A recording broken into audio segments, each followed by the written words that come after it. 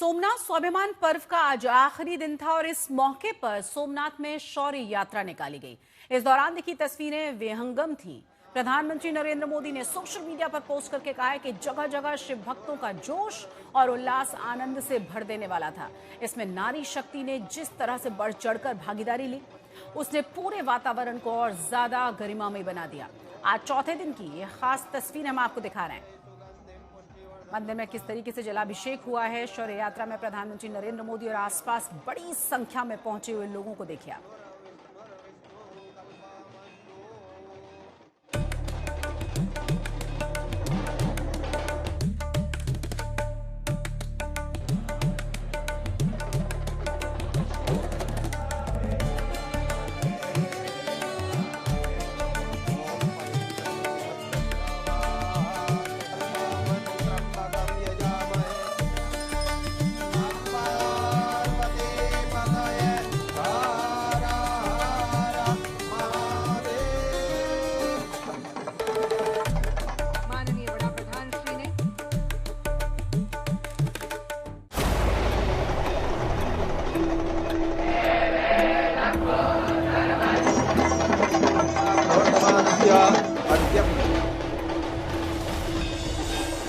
सोमनाथ का दरबार सजा है।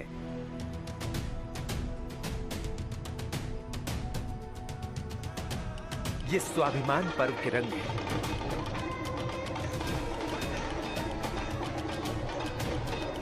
अपने अलौकिक इतिहास पर गर्व करने का दिन है। सोमनाथ मंदिर का पूरा प्रांगण विहंगम और अद्भुत है। पूरी दुनिया इसकी दिव्यता और हिंदुस्तान के गौरव का बखान देख रही है। ओम त्र्यंबकं यजामहे सुगंधिं पुष्टिवर्धनम् उर्वारुकमिव बन्धनान् मृत्योर्मुक्षीयमामृतात् भवानी शंकर महारुद्राय सोमेश्वराय संगाय सहप्रियराय नमः ध्यायेत् ध्यानं समर्पयामि। यह ऐसी पावन धर्मस्थली है जिसका विश्वास कभी नहीं डगमगाया, जिसका हौसला कभी नहीं डिगा। इस मंदिर को जितनी बार तोड़ने की कोशिश हुई, उतनी बार आक्रांताओं के दांत खट्टे हुए। सोमनाथ में ये उत्सव उसी अदम्य साहस और शौर्य की गाथा को नमन करने वाला है।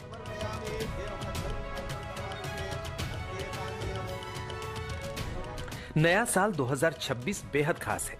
इसी साल सोमनाथ मंदिर पर हुए पहले अभिलिखित आक्रमण के 1000 वर्ष पूरे हुए।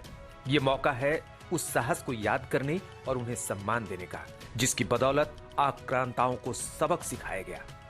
और दूसरा ये कि स्वतंत्रता के बाद 1951 में मौजूदा सोमनाथ मंदिर को भक्तों के लिए फिर से खोला गया था। तो उस लिहाज से ये 75वां साल है। दोनों मौके खास हैं।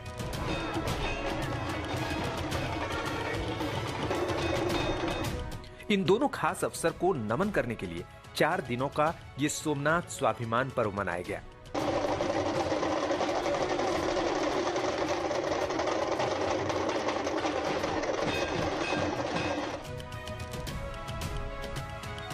इस महापर्व के आखिरी दिन भी सोमनाथ में भव्यता और दिव्यता की विहंगम तस्वीरें दिखी।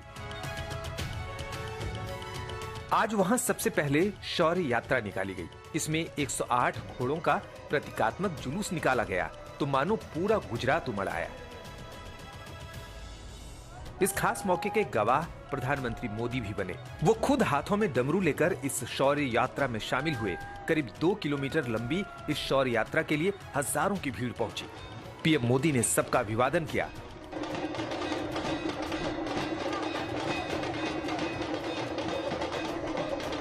शौर्य यात्रा खत्म हुआ तो प्रधानमंत्री सोमनाथ मंदिर पहुंचे, जहां जलाभिषेक कर पूजा अर्चना की और आशीर्वाद लिया। सद्यो जाताय वै नमो नमः। ओम पंचनद्याः सरस्वतीमपियन्ति सस्रोतसः कातानि खङ्गिणः ते खाग्गुसहस्रयोजने वधन्वानि तन्मसि। ओम नमः शंभवाय। लोगों के बीच पहुंचकर उन्होंने मंत्रोच्चार भी सुना।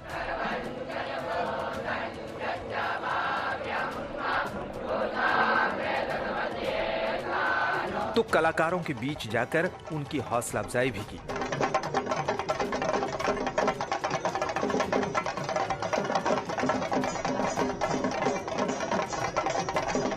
सोमनाथ मंदिर के 4 दिनों के उत्सव ने हिंदुस्तान को अटूट और अडिग रहने का संदेश दिया है। ब्रजेश दोषी, सोमनाथ आज तक।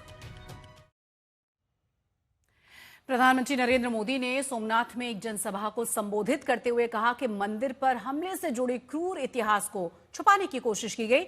साथ ही साथ उन्होंने विपक्ष पर भी निशाना साधा। सोमनाथ मंदिर एक बार नहीं, बार बार तोड़ा गया। अगर सोमनाथ पर आक्रमण केवल आर्थिक लूट के लिए हुए होते तो 1000 साल पूर्व पहली बड़ी लूट के बाद रुक गए होते, लेकिन ऐसा नहीं हुआ। सोमनाथ के पवित्र विग्रह को तोड़ा गया। बार बार मंदिर का स्वरूप बदलने की कोशिश हुई और हमें पढ़ाया गया कि सोमनाथ को लूट के लिए तोड़ा गया था।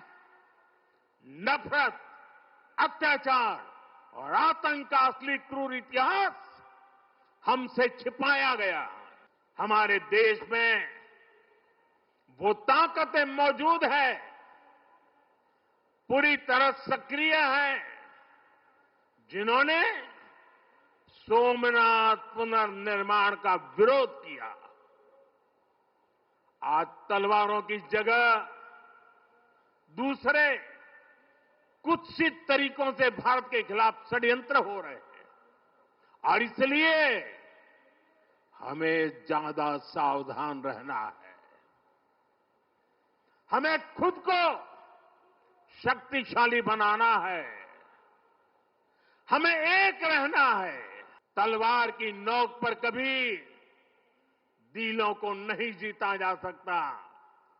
जो सभ्यताएं दूसरों को मिटाकर आगे बढ़ना चाहती हैं, वे स्वयं समय में खो जाती है।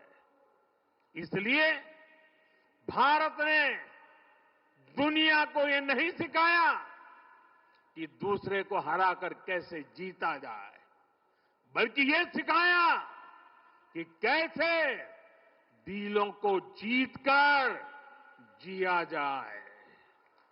ये विचार आज दुनिया की जरूरत है।